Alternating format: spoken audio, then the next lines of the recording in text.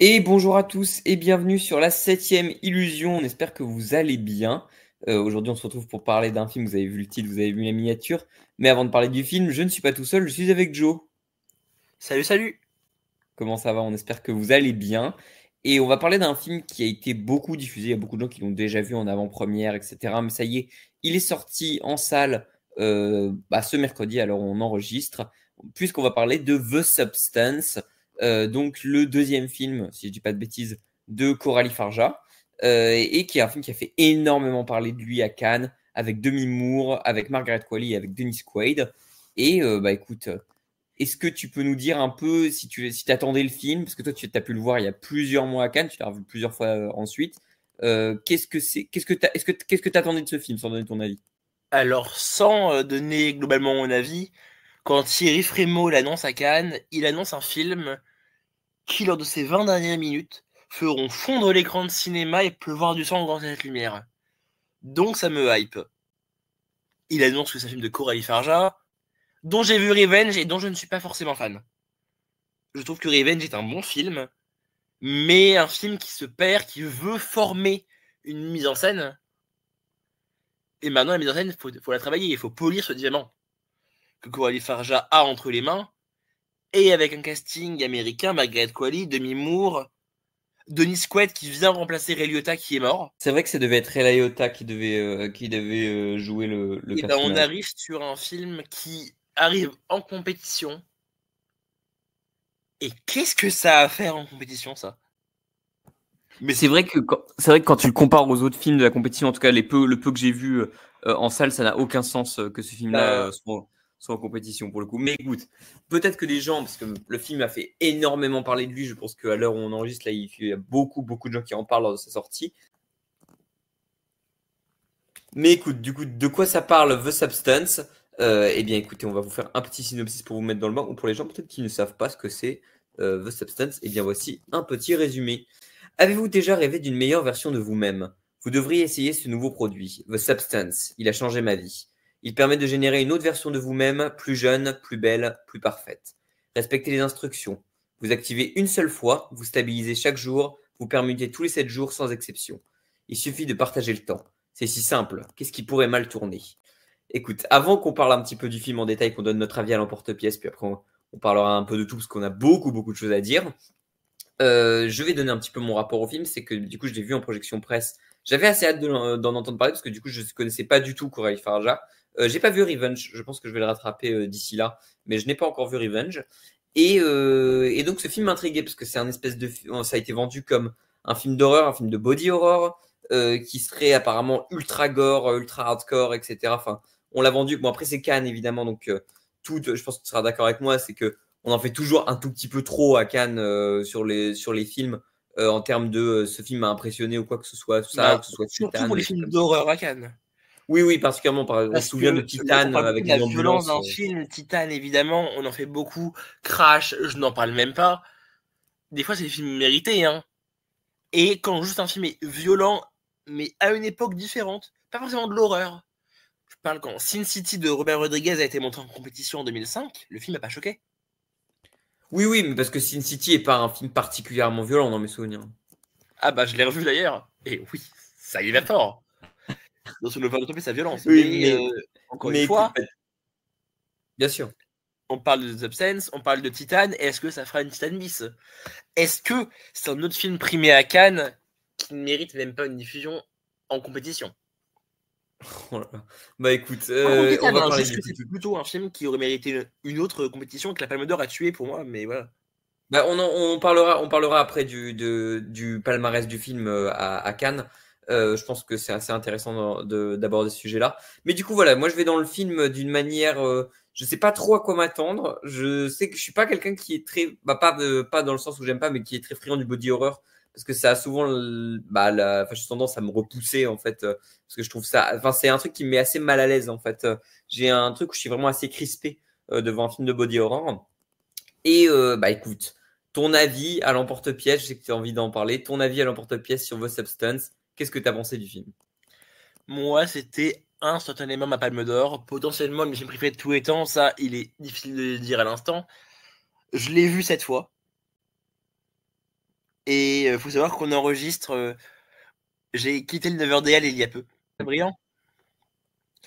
C'est autant une comédie noire, autant un film méchant, autant une grande tragédie grecque qu'un juste film de body horror. C'est tellement scénarisé, c'est tellement postmoderne, j'ai envie de dire, mais ça brasse tellement d'influence qu'il fait littéralement exploser. C'est une critique violente, traitant le male gaze comme une boule de chair, absolument passionnante. C'est d'une justesse chirurgicale. Et il faut le dire, c'est l'objet pop de l'année. Bah, c'est vrai que du coup, je vais te rejoindre. Du coup, on sera d'accord cette fois-ci parce que je suis pas aussi emballé que toi, mais je trouve que c'est excellent, vraiment. Allez voir vos Substance déjà, on va commencer par là. Même si vous n'êtes pas très fan de body horror pour le coup, parce que moi je vais aller sur ce sujet-là. Franchement, je trouve que c'est pas très très violent, sauf dans les 10 dernières minutes où tu arrives à un tel niveau de gore, de trucs horribles ou quoi, que c'est même plus gênant, ça devient limite drôle, humour noir en fait. Et du coup, c'est ça qui est assez passionnant dans le film. Mais voilà, pour parler surtout maintenant de la qualité du film, je trouve le film vraiment excellent et je trouve que au-delà de ça, c'est vraiment un film. Bah évidemment, on parlera des références. Il y a du Cronenberg, il y a du Lynch, il y a du Kubrick. Il y a vraiment de tout. C'est qu'un film qui a quand même digéré ses références et qui arrive à les ressortir. Bah on parlera après des références. Mais et surtout, je trouve que je pense que tu seras d'accord avec moi. C'est un film qui met mal à l'aise au début. En fait, c'est un film qui met mal à l'aise parce que tout est filmé soit en grand cadre en fait avec des longs couloirs ou des pièces qui vont être filmées d'énormes, les personnages vont être bouffés en fait par l'écran, ou alors les personnages vont être filmés de manière super resserrée. Moi, je pense que c'est une scène de restaurant avec Denis Quaid au début qui est infernale. Mais qui est infernal, mais qui est du pur Farja. Quand on a vu Revenge, on sait que un de ses plans phares, c'est vraiment de matraquer quasiment les bouches des personnages et surtout l'action de manger, qui est un body horror naturel. Et ici, la crevette, je l'avais dit dans le podcast que j'ai enregistré pour le fil d'Ariane. Qu'est-ce que c'est une crevette? Tu la décortiques, tu la manges et après tu la jettes. C'est exactement ce qu'il fait envers Demi-Moore. Il prend son corps et une fois que le corps est arrivé à date de péremption, à date des 50 ans, comme dirait notre cher Yann Moix, eh ben il la jette pour en prendre une autre, qui va réessayer de reformer, de recraquer, de réaspirer pour la jeter à nouveau. Non, mais Quasiment. c'est absolument passionnant pour le coup. Mais cette sensation, le film a quand même ce don de rendre toujours un truc qui rend vraiment mal à l'aise, en fait. Je trouve vraiment que tout le film, que ce soit dans son rythme, dans sa bande-son, faudra qu'on parle aussi de l'ambiance sonore à un moment donné, même dans sa photographie. Et c'est ce qu'on dit, c'est ce qu'on peut commencer là-dessus, si tu veux, au-delà de la mise en scène, etc. Je trouve que c'est un vrai film pop, en fait. Il y a un truc avec le contraste vraiment horrible de ces transformations et ce body horror, qui est contrasté avec vraiment des lumières ultra flashy. Vraiment, les couleurs sont assez, bah, ressortent vraiment. En fait, c'est vraiment un film qui est lumineux, en fait, la plupart du temps, sauf vraiment dans sa forme. Et voilà. Mais je parle cinématographiquement parlant. C'est vraiment un film que je trouve vraiment, bah, vraiment lumineux. Voilà, c'est ça. Et je trouve que c'est assez beau et le contraste est impressionnant. T'as vraiment un chef-op en fait qui maîtrise vraiment sa photographie, je trouve. Oui, parce que ce contraste-là, justement, c'est aussi les deux actrices qui vont arriver. C'est un film entier de contraste de regard entre ce male gaze critiqué et singé et le female gaze de Farja qui raconte une histoire de pure lutte dans des endroits qui sont extrêmement clairs. Les seules sombres, je crois, c'est les scènes de nuit ou de nuit forcée par le personnage de Demi Moore et ce mur qu'on vient abattre pour ranger le corps de Demi Moore. Pendant que Farja traite juste tout la lumière. Une lumière rédemptrice, mais une lumière accusatrice. Et oui, aussi dans l'ombre, nous pouvons citer le mondial relais de la substance, le 35 North Byron Haley. Ouais, effectivement. Mais c'est vrai que je suis assez d'accord sur ça. On va parler, je pense, maintenant du talent des comédiennes dans le long métrage. C'est vrai que c'est impressionnant pour le coup ce qu'arrive à donner Demi Moore et je trouve qu'elle se met vraiment à risque. Dans le film, elle a une vraie transformation physique, voilà, sans spoiler. C'est pas seulement du body horror avec les deux, parce que du coup, voilà, c'est globalement parce que c'est vrai que le pitch du film est assez énigmatique. Mais en gros, c'est l'histoire d'une actrice sur le tard, en fait, qui n'a plus trop de carrière en fait actuellement à Hollywood et qui a 50 ans, qui est interprétée par Demi Moore.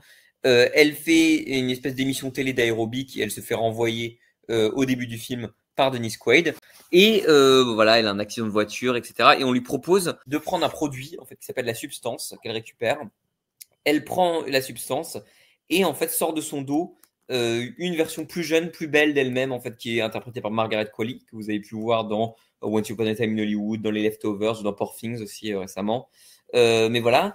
Et donc, le truc, c'est que c'est les règles que j'expliquais au début. À chaque fois, les personnages doivent activer. Il y a forcément des règles, donc ils doivent activer une fois. Ils stabilisent à chaque fois le lien entre les deux. Parce que le personnage qui n'est pas actif en fait entre les deux est dans une espèce de stade de légumes, enfin dans une espèce de stade végétatif en fait, où il ne bouge pas.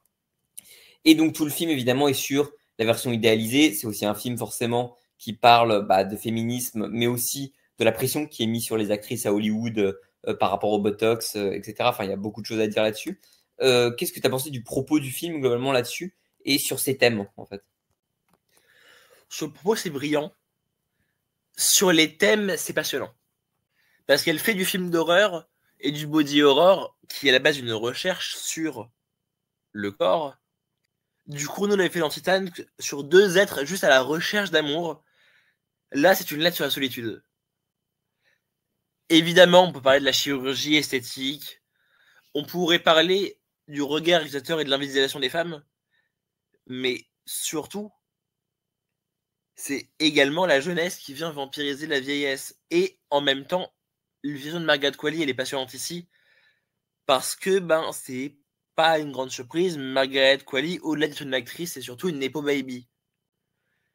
Et de la faire jouer directement ce non-être qui sort directement du corps d'une star pour la remplacer, c'est super accusateur du cinéma d'aujourd'hui. Quand on filme les Other Self, ils font juste une fonction. Il n'y en a qu'un qu'on voit qui est docteur. Et ça arrête là. Je te dis que la femme ici, elle est forcément formatée pour être à l'image et surtout devenir un fantasme pour les hommes. Et des hommes beaucoup plus vieux qu'elle. C'est vrai que c'est assez complexe, mais c'est un film assez passionnant justement dans ses thématiques. Et je pense qu'on peut en parler aussi. L'alchimie entre les deux personnages est vraiment intéressante. Enfin, pas entre les deux personnages, parce que les personnages ne se croisent presque jamais. On parlera de tout ça en spoiler. Ah non, elle Euh, se croise tous les jours. Pardon? Pas vivante. Mais les corps Oui, se pas croisent tous vivante, les voilà, jours. pas vivante, mais je veux dire, les actrices n'interagissent pas entre elles dans le film. Bah, on est Sauf d'accord. voilà, on parlera d'un autre moment plus tard, parce que sinon on va trop rentrer dans les spoilers. En fait, une vraie narration visuelle, c'est-à-dire que moi je comprends pas trop pourquoi, on en parlera après, mais pourquoi ce film-là a eu la meilleure narration à Cannes, enfin pas meilleure narration, mais meilleur scénario, prix du scénario, voilà. Parce que je trouve que c'est un film qui a une narration, effectivement, mais qui a une narration entièrement visuelle. C'est-à-dire qu'il y a plein de scènes qui vont être muettes. Et le film va parfois jouer un espèce de slapstick horrifique qui fait un truc Mais c'est absolument bien. horrible. Pardon? Mais justement, ce que tu dis ici, en fait, c'est prouver que tu n'as découvert Coralie Farja avec de Substance. Bien Parce sûr. que bien avant de Substance, Coralie Farja, elle vient d'une série qui s'appelle Les Fées Cloches, qui était diffusée sur Tfou. Ah oui, oui, j'en ai entendu parler de ce truc-là. Et elle arrive avec Revenge, puis de Substance, et à l'étrange festival, elle arrive, elle se décrit comme ça, je ne suis plus qu'une réalisatrice de genre, je fais partie du burlesque. Bah Et ouais. que le cinéma d'horreur qui n'est pas burlesque, pour elle, n'a pas d'intérêt. Mais de toute façon, il y a un truc qui fait très vraiment. C'est ce que je dis, c'est du slapstick horrifique parfois. Et voilà, des fois, on va presque être face à un huis clos. Alors, je crois, si je dis pas de bêtises, que ça a été tourné dans le sud de la France, que du coup, ça n'a pas été tourné Les à. extérieurs sont filmés à Nice, Cannes et Antibes. Oui, Et je voilà, c'est crois ça. que les intérieurs, c'est à Épinay-sur-Seine, dans le 92-93. Voilà, c'est ça qui est assez drôle, c'est que du coup rien n'est filmé à Los Angeles. Mais voilà, le film est assez passionnant à ce niveau-là. Et voilà, ce que j'allais dire, c'est que en fait, c'est presque un huis clos, parce que la plupart des scènes sont filmées souvent soit dans l'appartement, soit dans le truc, mais il y a quand même beaucoup, beaucoup de scènes qui se passent vraiment dans l'appartement de Demi Moore. Et je trouve que c'est un tour de force d'arriver à faire un film de 2h20 qui soit aussi vraiment complet, aussi maîtrisé, en fait, où on s'ennuie pas une seule seconde et qui est quand même passionnant. C'est-à-dire que qu'on soit révolté ou non par le body horror, je trouve qu'on peut pas lâcher ce film, en fait, parce que il a un truc où il est presque hypnotique, où chaque scène te pousse à aller plus loin, chaque scène joue avec toi sur quand est-ce que ça va dégénérer, parce que évidemment, vous en doutez, c'est un film de body horror, ça va dégénérer. Et je trouve vraiment que c'est intéressant. Et du coup, chaque personnage, d'ailleurs, a une manière va avoir sa manière de filmer. En fait, c'est ça que je trouve assez intéressant. Moi, c'est un truc que j'ai remarqué, c'est que Margaret Qualley, ça va souvent être très énergique, la caméra va bouger énormément. Demi Moore, ça va être plus posé. En fait, pour le coup, on va avoir un truc pas avec des plans fixes, mais souvent la caméra va juste la suivre de manière très stable, en fait. Et Dennis Quaid, pour le coup, tout va être filmé de très près, pas seulement cette scène avec les crevettes, mais il y a une scène où on filme uniquement sa bouche quand il parle. Il y a des trucs, enfin, c'est vraiment. Et tout, forcément, pour rappeler le fait que c'est un espèce de producteur révoltant. D'ailleurs, je crois que son nom, c'est Harvey. Évidemment, ça renvoie à Harvey Weinstein. Mais donc on a toute une métaphore. Et le film n'est pas subtil, le film est lourd, mais je dis pas ça dans le sens négatif. C'est-à-dire que c'est un film qui est lourd, c'est un film parfois qui va te secouer, mais c'est vraiment un film impressionnant. En fait, c'est un vrai tour de force. Et justement, qu'est-ce que tu penses justement de ce que je disais par rapport à ces personnages qui sont à chaque fois filmés d'un angle différent ou filmés d'une manière différente en fonction de leur caractérisation? Ben, c'est de la mise en scène. Bah bien sûr, mais Vas-y, on va voilà, vraiment. c'est de la mise en scène. Et c'est un récit par l'image, comme tu l'as dit. Et il a été Eric avec des escaliers quasiment. Oui, bah oui, et beaucoup de scènes sont vraiment, disons que la mise en scène fait vraiment beaucoup de taf parce que beaucoup de scènes sont muettes. Mais voilà. Et du coup, ma Et dernière tu parles question de filmer étant, différents angles, bien sûr, c'est quand même deux personnages qui se recoupent par le même corps. Pas oui, mais uniquement le côté de You Are One, c'est que chaque incidence corporelle va être répercutée sur l'autre, mais filmée d'une manière quasi similaire. La première chose, c'est évidemment les mains. ouais, mais ça on en parlera en spoiler, je pense. La première chose que fait Margaret Qualley quand elle va se regarder, quand elle sort du corps de Demi-Moore, c'est regarder ses mains. Oui, bien sûr. Bon, ça c'est pas un spoiler, mais je pense Il y a un que incident sur, danse directement sur un truc qui va arriver. Puis sur après, il l'impact va et se passer ça. sur l'impact et la dynamique, on essaiera d'en parler un Ok. petit peu par la suite en spoiler. Mais ma dernière question étant, bah Et voilà, ici, qu'est-ce que du tu as coup, je vais pensé? arriver. Tu parles des angles. Margaret Qualley, c'est évidemment l'angle de la troisième personne. Et Demi-Moore, la première personne. Bah évidemment, et d'ailleurs, Demi-Moore est souvent montré de très près aussi quand il y a justement cette transformation-là Bah, dont on parce parlera que en spoiler. ici, le public est Demi-Moore. Et Margaret Qualley est un personnage de cinéma. Bah, bien sûr, bien sûr. Mais pour ça, pour le coup, c'est vraiment intéressant. Et du coup, pour transitionner là-dessus, je pense qu'après, on passera un petit peu en spoiler. Qu'est-ce que tu as pensé des scènes horrifiques, évidemment, et des scènes de body horror, sans spoiler, évidemment, parce que on va être très bref dessus, hein, je pense qu'on va en parler. Mais de la manière dont c'est filmé et de la manière dont c'est assez maîtrisé, en fait. Parce que je trouve que ce qui est assez intéressant, c'est la manière dont le film ne va pas trop dans le trop non plus, mais est quand même hyper généreux, quoi. Tu le dis, le mot c'est générosité. Et dans les séquences de body horror, j'en ai une limite. C'est que le film est un peu trop généreux. Bon, c'est pour mon plus grand plaisir. Mais on va être full référencé. La naissance de Margaret Qualley, évidemment, on va citer du Junji Ito, donc c'est pas pour me déplaire. Du Cronenberg, évidemment, dans une salle qui fait penser à du Kubrick. Et c'est quasiment le corps audiovisuel qu'elle vient décortiquer là. Plus que juste le corps d'une actrice. Parle d'horrifique, non. Personnellement, ça me fait pas peur. Ça rebute un peu, évidemment, parce que un dos qui s'ouvre en deux, c'est jamais très sexy. Non, mais c'est pas un film qui fait peur, mais c'est un film pas qui révolte, mais qui met mal à l'aise, en fait. C'est ce Mais que je c'est disais au un début. film qui dissecte ton corps, évidemment. Mais c'est le but du film, c'est de montrer le corps dans la société. Donc ne pas être mal à l'aise devant The Substance lors de ton premier visionnage, c'est quasiment ne pas appartenir à la société que dépeint Farja. Non, mais ça, c'est assez passionnant pour le coup. Est-ce que tu as quelque chose à rajouter? Et on peut passer en spoiler après, parce que je pense qu'on a énormément de choses à dire en spoil. C'est plus un film qui se spoil, non? Ouais, non, mais je pense on va passer en spoiler. Oui. Allez. Bah attends, du coup, pour les gens qui nous quittent, évidemment, qui ne veulent pas se faire spoiler, parce qu'il y a beaucoup de choses dont on peut parler, eh bien, allez voir Substance, évidemment, on vous le conseille tous les deux, on a tous les deux beaucoup aimé. Toi encore plus que moi, pour le coup, parce que tu l'as vu 7 fois. Mais voilà, moi j'ai beaucoup apprécié aussi. Et voilà, on vous le conseille, c'est un des films les plus impressionnants de l'année. Et je pense que c'est un film dont on reparlera dans notre classement final de l'année. Voilà. Bah, il faut attendre que les autres le voient. Ah bah on verra, parce que je crois que pour l'instant on est tout seul à l'avoir vu. Donc on Non, verra. oui. Oui, dans un sens, parce que Jules Melon va sortir de sa séance à l'heure où on parle. Mais écoute, on n'a pas encore son avis, on verra bien. Mais en attendant, nous, on passe en spoiler. Et écoute, bah, on peut en parler. Qu'est-ce que tu as pensé justement des effets pratiques du film, notamment la fin, avec cette espèce de monstro Elisasu? Les effets pratiques du film me font complètement repenser ce que j'ai dit sur le comte de Monte Cristo et sur Monsieur Aznavour. Parce que c'est la même personne qui est à l'origine du coup des prothèses de The Substance, que de la prothèse de Aznavour vieux, que des prothèses et des masques de Edmond Dantès dans Monte Cristo.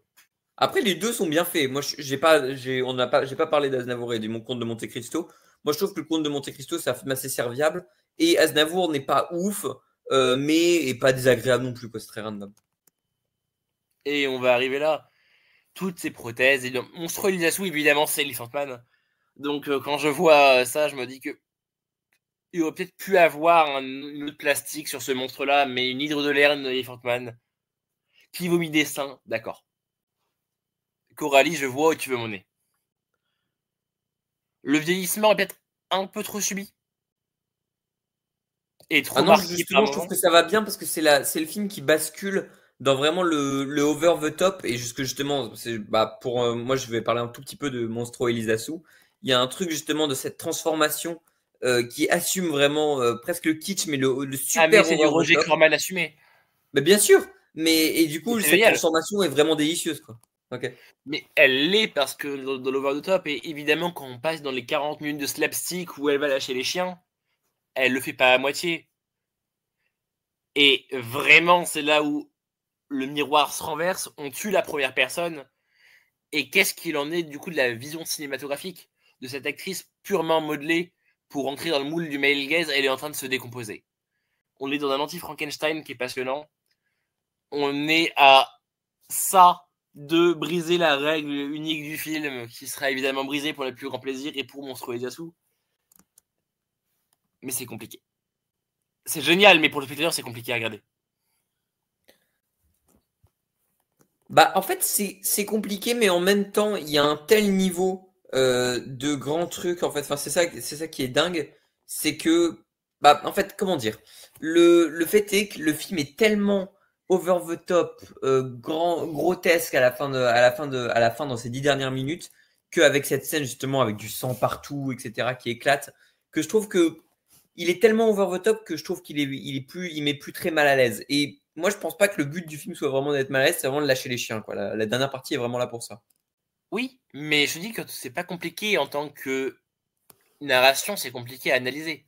Parce Ah, que bien sûr. tellement je l'ai revu, je ne sais plus du coup me positionner entre c'est une comédie noire dans ce moment-là, c'est une aria finale d'une diva qui est en train de s'éteindre, ou alors c'est juste comique, ou drôle, ou flippant.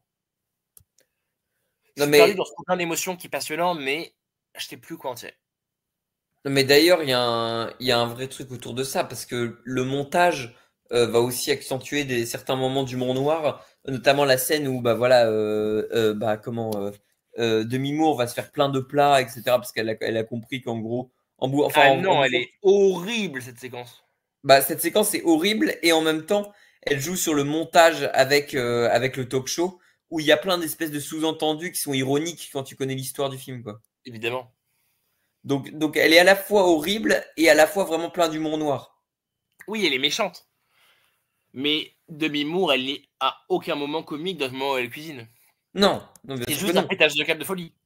Mais Donc j'ai du la mal à plupart de l'interpréter l'humour comme du du film est humour. autour de l'humour noir. Le film est rarement drôle par les personnages.